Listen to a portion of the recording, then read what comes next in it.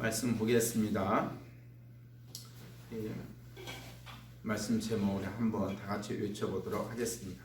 큰 목소리로 한번 읽어보도록 하겠습니다. 시작. 바울의 동역자들. 다시 한번 큰 목소리로 외쳐봅니다. 시작. 바울의 동역자들. 아멘. 늦은 가을에 와서 초봄에 지금 2, 3월에 떠나는 손님들이 있지요. 기러기들. 해질녘 석양노을을 바라보면 힘겹게 저 산 능선을 넘어가는 수십 마리들의 기러기떼들을 여러분이 본 적이 있을 것입니다. 겨울이면 기러기와 같은 철새들은 먹이와 따뜻한 곳을 찾아서 북부 시베리아에서 남쪽으로 우리 한국처럼 따뜻한 곳을 향해 수천 킬로미터를 여행을 합니다. 그런데 제가 어느 날 석양 노을 속에서 한없이 끼욱끼욱 하면서 날아가는 철새를 바라보니까 그 수천 킬로미터를 날아가는데 힘겹게 보이지가 않아요. 왜 그럴까요? 왜 기러기들은 일직선으로 날지 않고 V자형으로 날아가는 걸까요? 가만히 보니까 제일 앞에 있는 기러기가 날개짓을 하면 그 날개짓을 통해서 일어나는 힘, 양력이라고 하죠. 그 양력이 발생해서 상승기류가 이렇게 생깁니다. 그러면 그 뒤에 있는 기러기들이 날기가 수월해져요. 그러다가 앞에 있는 기러기가 너무 힘들면 뒤로 빠집니다. 그리고 뒤에 있는 기러기가 다시 앞으로 나아오죠. 목적지에 도달할 때까지 그 수십 마리, 수백 마리 기러기들은 꽥꽥 하면서 울음소리를 내면서 나아갑니다. 그 울음소리는 원망과 불평의 소리가 아닙니다. 내가 있어. 내가 뒤에서 받쳐주고 있으니까 앞에서 힘있게 날아봐. 그 기러기들은 먼 거리를 옆에서 날개짓하며 울음소리를 내고 있는 동료들을 의지하며 그 수천 킬로미터를 날아갑니다. 그런데 만약에 어느 기러기가 총에 맞았거나 오랜 여행으로 지쳐서 함께 날 수 없는 경우, 그럴 때는 다른 동료 두 마리가 대열에서 이탈하여 함께 옆에 있어줍니다. 그 총에 맞은 그 기러기, 너무 연약한 기러기가 다시 원기가 회복되어서 다시 날아오를 수 있을 때까지 옆에 있어줍니다. 또는 더 이상 회복이 불가능하여 죽음으로 생을 맞이할 때까지 그 옆에 있어줍니다. 그러다가 동료의 마지막을 보고 다시 기러기들은 자기 무리에 합류합니다. 이러한 길고 긴 여행길을 가고 있는 기러기들을 바라보면서 참 우리의 인생과 우리의 신앙과 다를 바가 없다라는 생각이 듭니다. 저와 여러분도 옆에서 울어주는 동료 기러기 울음소리가 필요합니다. 한번 해봐. 우리가 뒤에서 밀어줄게. 힘들면 우리가 있잖아. 한번 믿고 한번 해봐. 힘을 내세요. 우리가 곁에 있잖아요. 우리 함께 기도해 보십시다. 기도하면 하나님이 우리와 함께 하시고 선지자 이사야의 고백대로 우리가 설령 불 가운데 지나갈지라도, 우리가 물 가운데를 지나갈지라도 털끝 하나 상하지 않게 우리 하나님은 보호해 주십니다. 무엇보다도 우리에게는 우리의 영원한 소망이 되신 예수님이 계시잖아요.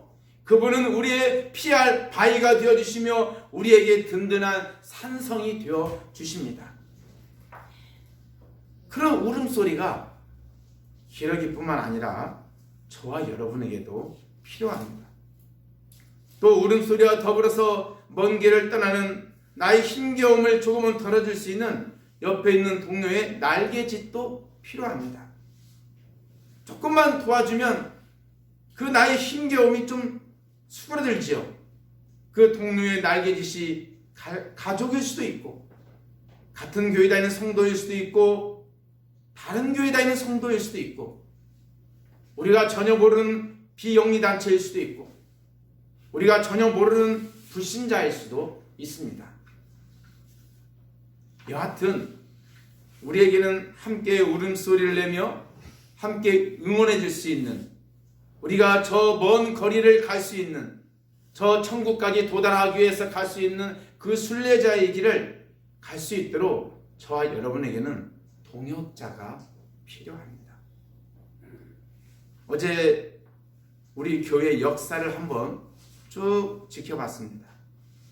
내가 기억해야 될 사람들이 누군가, 우리가 잊지 말아야 될 사람들이 누군가, 이 한 교회가 세워지기까지 얼마나 많은 사람들이 오고 갔을까, 그걸 한번 되돌아보기 위해서 우리 교회 역사를 한번 쭉 봤습니다. 일대 목사님한테 물어봤죠. 누가 헌신했고 누가 헌신했고, 그랬더니 이런 말씀도 해주시더라고요. 성전 앞에 있는 자두나무 한 그루를 세우기 위하여 골프장 캐디들도 헌금을 했다고 합니다. 성전 앞에 있는 여름이면 빛깔 좋은, 그 때깔 좋은 자두나무가 우연히 세워진 것이 아니었더라고요. 여러분이들 예배당 뒤쪽에 있는 예배 후에 마시고 있는 커피 머신, 누군가는 피땀이나 다름없는 후원이었습니다. 다른 사람들은 도저히 낼 수 없는 11조를 막 1억씩 내는 우리 문무양 장로님, 내가 그동안 잊고 있지 않았는지 내 자신을 뒤돌아봤어요.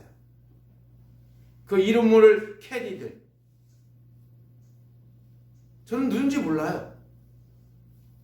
그러나 그런 사람들이 있었길래 오케이 교회가 여기까지 오지 않았나. 날밤을 새가면서 2박 3일 그 성전 중앙에 십자가를 세우기 위해서 날밤을 샜던 우리 박선서 집사님, 이런 분들이 계셨길래, 이런 하나님의 동역자들이 있었길래 오케이 교회가 있었던 것입니다. 다윗에게도 그런 용사들이 있었고, 오늘 본문에 보니까 하나님의 사람 바울의 동역자들도 참 많이 있었어요. 오늘 본문에 보니까 한 28명 되는 것 같아요. 여러분, 바울이 누굽니까?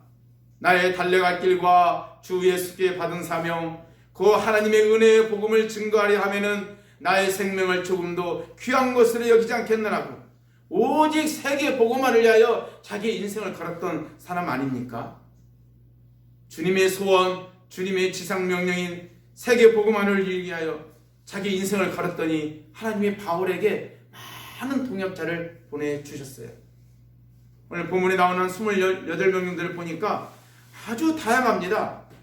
남자도 있고 여자도 있고, 부부가 함께 동역자가 되어주기도 하고, 또 로마 귀족도 있고 노예도 있고, 또 저 멀리 페르시아 사람, 오늘날 이란 사람들이죠. 버시라는 사람도 있고, 다양합니다. 한 몇 사람만 한번 소개를 하고 또 계속 이어가도록 하겠습니다. 오늘 본문에 보니까 에베네도, 바울은 그를 아시아에서 그리스도께 처음 맺은 열매라, 가장 첫 번째 전도에서 얻은 열매라는 거죠. 그 사람을 기억하고 있는 거예요 지금.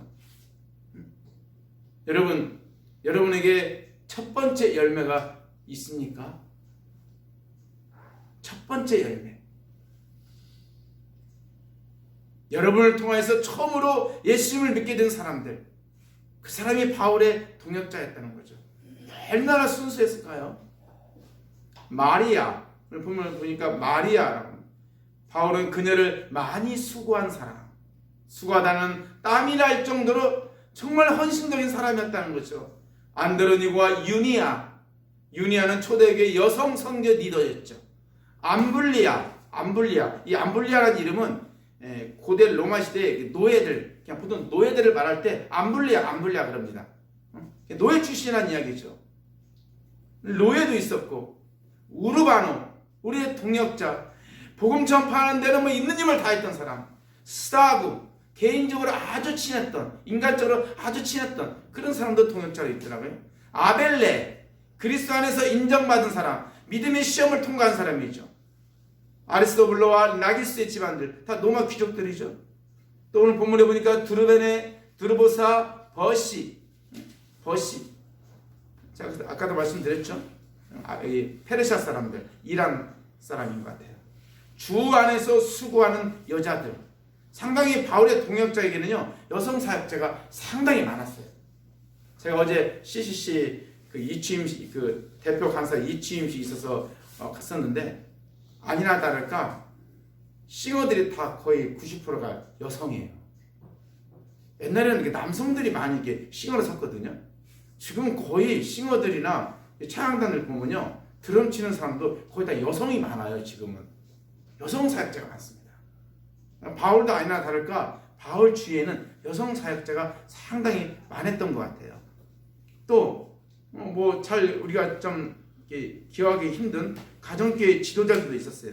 아순크리도, 블레곤, 허메, 바드로바, 허마, 필룰로그, 율리아, 네레오, 올름바.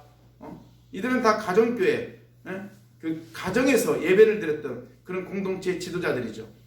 뿐만 아니라 또 바울의 친척 헤로디온도 있었고요. 얼마나 다양한 사람들이 바울의 동역자였는지 모릅니다. 한 교회가 세워지고 세계 복음화를 달려가기 위해서는 정말 수많은 사람들, 다양한 계층이 필요합니다. 우리 교회 성도님도 필요하고, 타 교회 성도님도 필요하고, 선교단체 후원도 필요하고, 또 비영리단체도 필요하고, 때로는 불신자도 도움이 될 수 있어요. 하나님은 수많은 사람들을 우리의 동역자로 보내주십니다.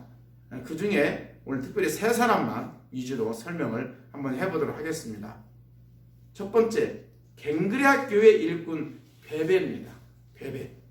갱그레아, 고린도 도시 우측에 있는 항구 도시죠. 이 항구 도시에 갱그레아 교회가 있었는데 그 교회 집사 디아코노스, 교회 집사였죠. 사도 바울은 베베를 여러 사람과 나의 보호자라고 합니다. 많은 신학자들은 이 베베가 이 로마서를 로마 교회에 보내지 않았을까 이렇게 추측을 해봅니다. 사도 바울이 고린도 항구에 있었을 때 바로 예루살렘으로 가서 선교 보고를 해야 되는데 그때가 마침 겨울이었어요. 그래서 갈 수가 없었어요. 그러면서 사도 바울이 고린도 도시에 머물면서 내가 로마도 보아야 하리라 이런 엄청난 꿈을 꾸고 있었죠. 그때 편지를 썼어요. 근데 이 편지를 누가 전달했냐? 베베라는 이 갱그레아 교회 집사님이 보냈을 것이다 라고 많은 신학자들은 그렇게 추정을 하고 있습니다. 근데 오늘 본문에 보니까 내가 너희들에게 갱그레아 교회 일꾼 베베를 추천하노라. 편지를 들고 가는 사람.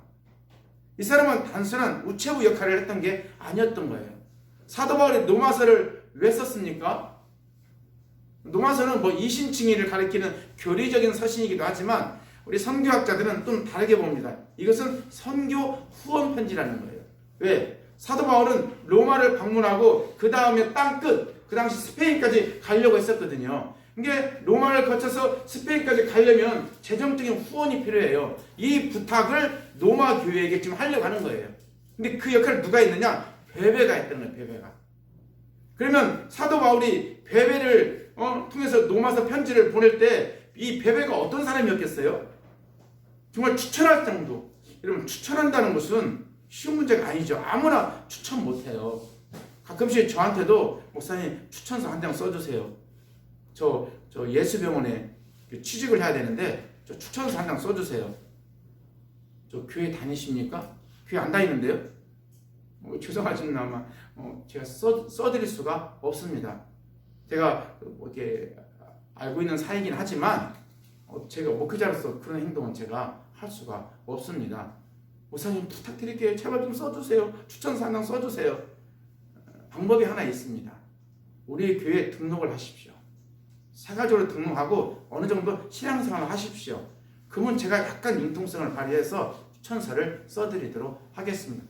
근데 전혀 교회도 안 다니고 지금 막 취직은 해야 되겠고 급하니까 예수병원에서는 반드시 그 조건이 신자여야 돼요. 근데 저는 못 써주죠. 어떻게 추천서를 써줘요? 추천서를 써준다는 것은 내 이름을 걸고 사인을 하는 건데 못하죠. 사도 바울이 베베를 추천을 했다는 얘기는 이 사도 바울과 마음의 코드가 맞는 거예요. 지금 이 편지가 단순한 그냥 잘 지내십니까? 문안편지가 아니라는 걸 이 베베는 알고 있는 거예요 지금. 우리 사도 바울이 노마를 지나서 저 땅끝까지 가려고 하는데 이 노마 교회에 재정적인 도움이 필요하구나, 이걸 베베는 딱 눈치를 챈 거예요 지금.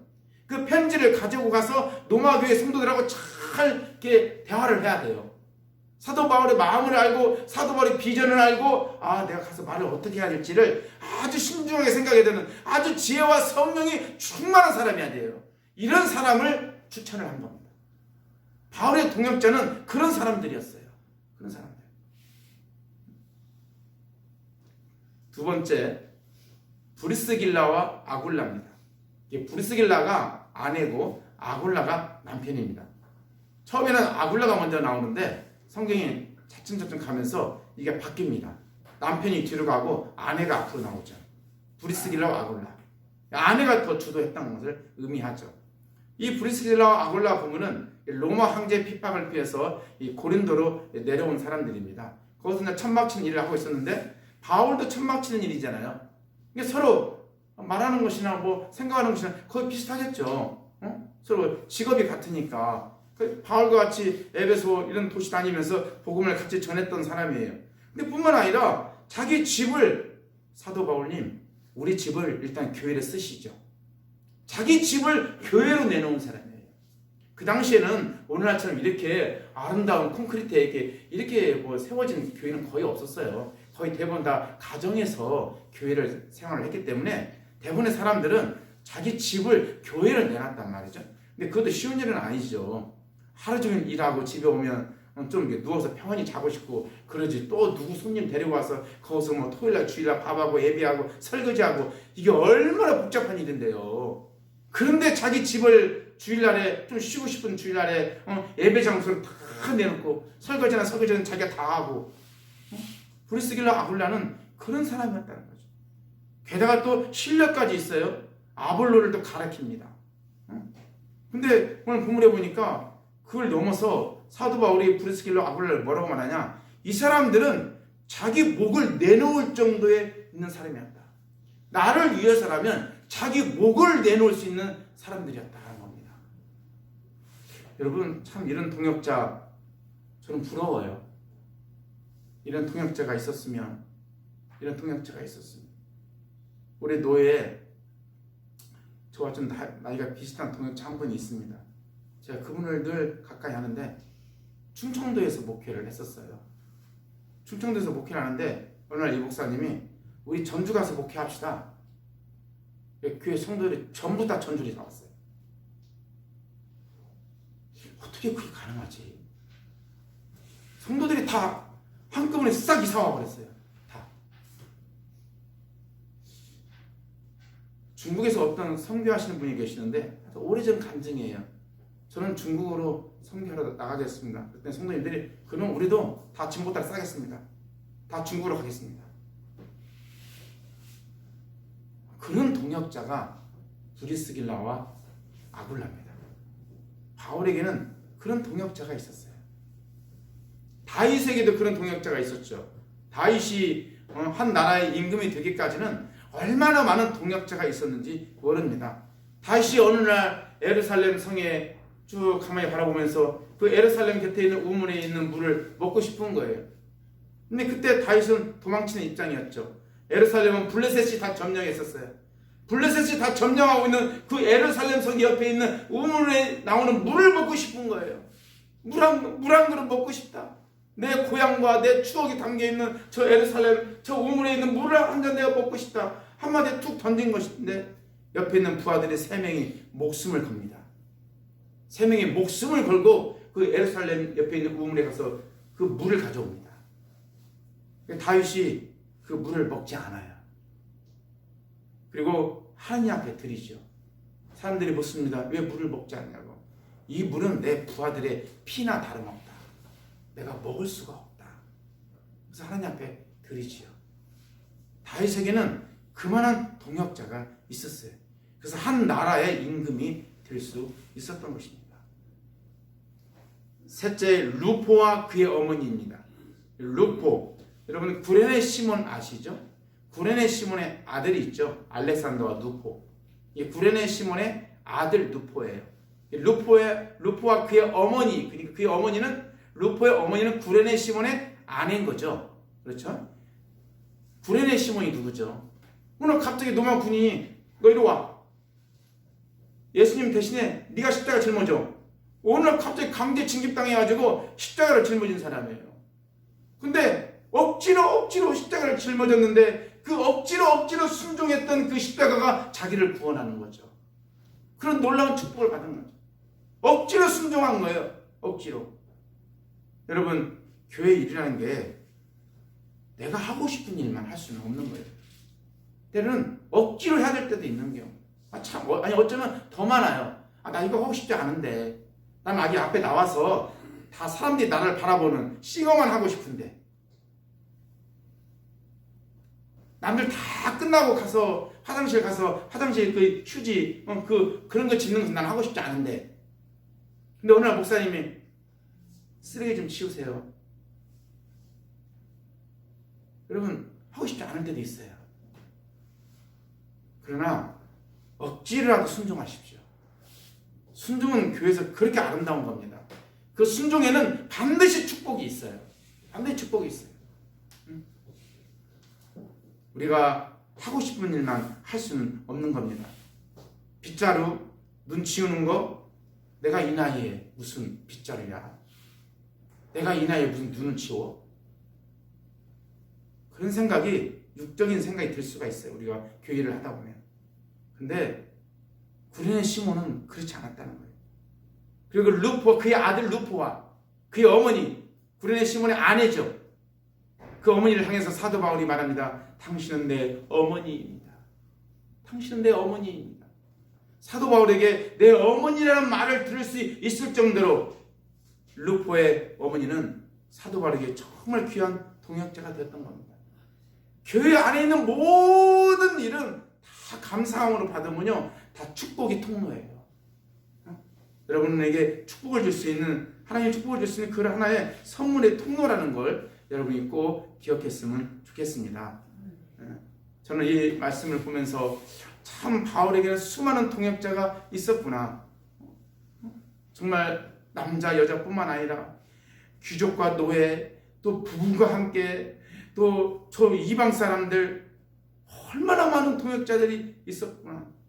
그런 수많은 동역자들이 있었기에 세계 복음화를 위해서 사도 바울이 달려갈 수 있었구나. 그런 바울의 동역자를 또 생각하면서 한편은 또 바울을 보면서 제 자신을 봤어요. 바울의 동역자들을 어떻게 대하고 있나요? 바울이 동역자를 대하고 있는 모습을 보십시오. 너희는 주 안에서 성도들의 합당한 애절로 그를 영접하라. 동역자를 영접하라는 거예요. 제가 하나님 앞에 어제 제 자신을 다시 한번 되돌아봤습니다. 너는 목회를 하기 위해서 너희들 성도를 이용하고 있냐? 아니면 성도들을 행복하기 위해서 네가 희생하고 있냐? 너는 정말로 너의 동역자들을 이렇게 바울처럼 존중하고 있냐? 내 자신을 다시 한번 비춰봤어요. 이제는 교회 잘 나오지 않는다고 문장로님은 잊어버린 거 아니냐 너? 그 골프장 캐디들 너 한 번쯤 찾아가 봐야 되는 거 아니야? 그런 하나님의 음성이 들렸어요. 옛사람을 잊으면 안 되지. 이 교회가 있기까지는 얼마나 많은 사람들이 피땀을 흘렸는데.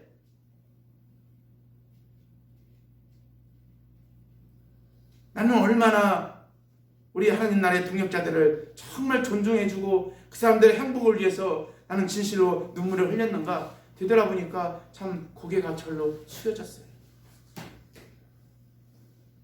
바울의 모습을 보니까 또 바울은 동역자들을 참 사랑했던 것 같아요.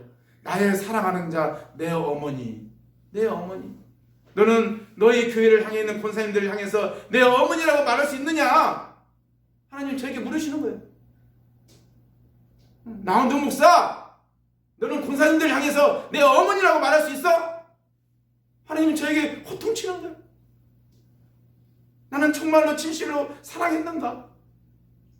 목회를 위해서 성도들을 이용하는 것은 아닌가?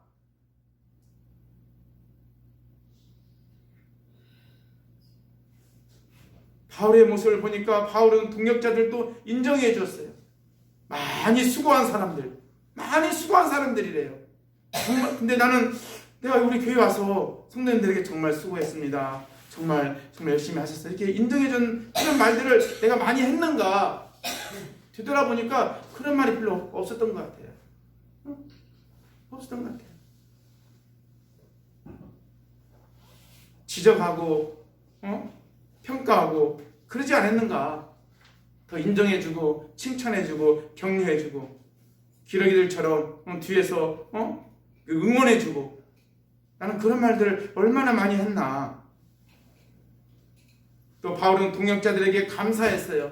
정말 내 목숨을 위하여 자기 목숨까지 내어놨다고 브리스길라 아굴라를 얼마나 칭찬해주고 그들에게 감사했는지 몰라요.